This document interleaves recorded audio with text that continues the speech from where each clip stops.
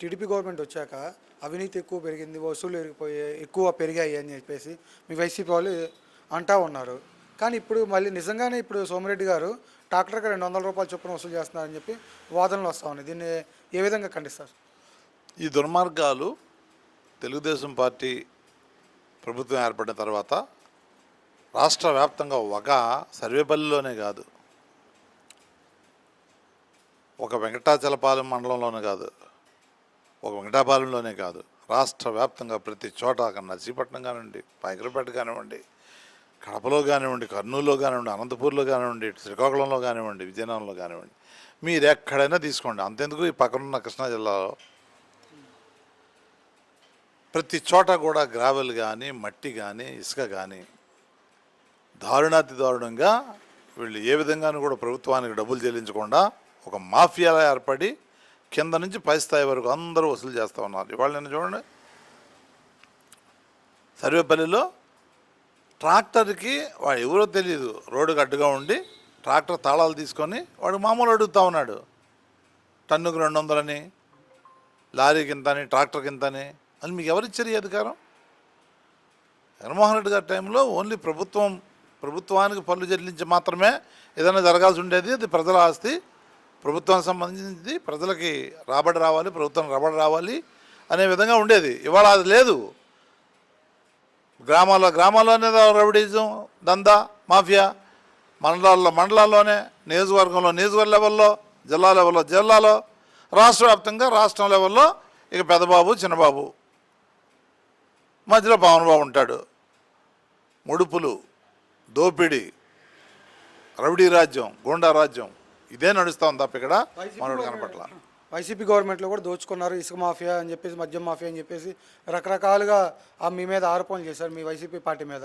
దీన్ని ఎలా చూస్తారు? ఇప్పుడు ఎలా ఉంది, అప్పుడు ఎలా ఉంది? నువ్వే చెప్తున్నావు ఆరోపణలని. అది అబద్ధపు ఆరోపణలు, అసత్య ఆరోపణలు, ఏదో బురద జల్లాలని డైవర్షన్ పాలిటిక్స్ చేసే క్రమం తప్ప ఇందులో ఏమాత్రం నిజం లేదు. ఎందుకంటే ఆ రోజు గవర్నమెంట్కి ఇసుక ద్వారా ఎంత రాబడి వచ్చిందో కౌంట్ చేయండి, మైనింగ్ ద్వారా ఎంత రాబడి వచ్చిందో చూడండి, లెక్కలు తీయండి, ప్రభుత్వం దగ్గర ఉన్నాయి.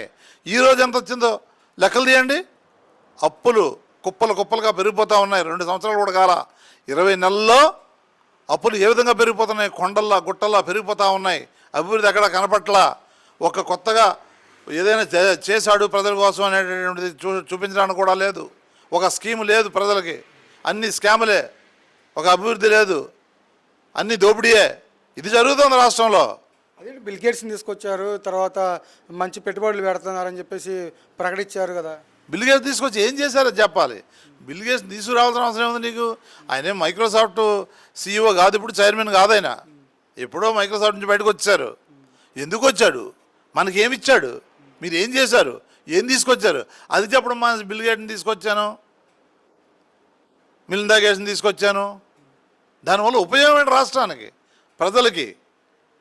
అలానే సంపద సృష్టిస్తాను అని ప్రభుత్వంలోకి వచ్చిన చంద్రబాబు నాయుడు గారు ఇప్పుడు ఎలా ఉంది ఈ అప్పులు చేయటం? కానీ అప్పులు కుప్పలుగా పెరిగిపోతూనే ఉన్నాయి, గుట్టలుగా పెరిగిపోతూ ఉన్నాయి. అభివృద్ధి ఎక్కడ కనపడటం లేదు. బ్రహ్మాండమైన ప్యాలెస్ అక్కడ విశాఖపట్నంలో రుషికొండ మీద కడితే ఇవాళ దాన్ని కూడా వాడట్లా. మీరు ఒక్కరోజు యోగాకే అదే విశాఖపట్నంలో 100 కోట్లు ఖర్చు పెట్టారు. ఆ రోజులో ఆవిరైపోయింది అది. దానివల్ల ఉపయోగం ఏమైనా వచ్చిందంటే ఏమీ లేదు. కానీ ఇవాళ బ్రహ్మాండమైన బిల్డింగ్లు అక్కడ ఉన్నాయి. ఇవాళ దేశంలోనే అందరూ చూసి ఎవరైనా గొప్ప వాళ్ళంతా, ఇప్పుడు ఆ బిల్ గేట్స్ లాంటి వాళ్ళు కానీ, క్లింటన్ లాంటి వాళ్ళు కానీ, పెద్ద వాళ్ళు ఎవరు వచ్చినా, ప్రధానమంత్రి కానీ, లేదా ఇతర దేశాల అధ్యక్షులు కానీ వస్తే ఉండడానికి నివాసం కానీ ఇంకో విధంగా కానీ వాడుకోవాలి కదా. దాన్ని ప్రైవేటీకరణ చేస్తాం అంటున్నారు కదా, అది ప్రభుత్వం దానికి ఎటువంటి ఉపయోగం లేదు, దాన్ని ప్రైవేటీకరణ చేస్తాం అనేసి పవన్ కళ్యాణ్ గారు ప్రకటించారు కూడా. అదే పెద్ద కంపెనీలకు ఇచ్చారన్న. మరి ఈ 2 సంవత్సరాలు గాడిదలు కాస్తారా మీరు? దానివల్ల అప్పుడే చేస్తుంటే ఆదాయం వచ్చి ఉండదు కదా. మీరేం చెప్పారు? వృధా మీకోసం కట్టుకున్నారన్న. నువ్వు ఇప్పుడు ఎందుకు చేస్తున్నావు? అంటే బురద జల్లడం, అబద్ధాలు చెప్పడం, నీచానికి దిగజారడం తప్ప మీరు చేసింది ఏంటి అని అడుగుతా ఉన్నా. 20 నెలల్లో గాడిదలు కాస్తున్నారా అని అడుగుతా ఉన్నా. ఆ పని చేస్తుంటే ఇవాళ ప్రజలకు కూడా ఆదాయం వచ్చి ఉండదు కదా, కోట్లాది రూపాయల ఆదాయం వచ్చి ఉండదు కదా. అంటే అన్ని తిక్క పనులు చేస్తారు. జగన్మోహన్ రెడ్డి గారు మంచి పని చేశారు కాబట్టి ఆయన మీద బురద చల్లాలి.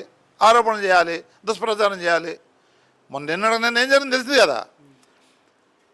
మీరు చేసే తప్పులన్నీ మీరు ఆ కాంట్రాక్ట్లు ఇచ్చి, ఆ నెయ్యి కాంట్రాక్ట్ కానీ ఏవైనా కానివ్వండి మీ ఆయంలో ఇచ్చి, మీరు వెనక పంపించిన లారీలను తీసుకొచ్చి మళ్ళీ ఆ నెయ్యి వాడి ఏమైంది, భస్మాసురుడు చెయ్యి మిగతా వాళ్ళ మీద పెట్టి కాల్చాలని ప్రయత్నిస్తే తన చెయ్యి తానే తన నెత్తి మీద పెట్టుకొని ఇవాళ భస్మం అయిపోయారు కదా అంటున్నా.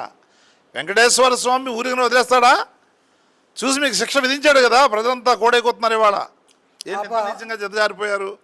ఏంటంటే షేర్లు కూడా తగ్గిపోవడానికి దీన్ని ఎలా చూస్తారు అంటే వెంకటేశ్వర స్వామి శాపం తగిలిందని నాకు అదే కదా, భస్మాసురుడు చేయి పెట్టానని చెప్పే కదా.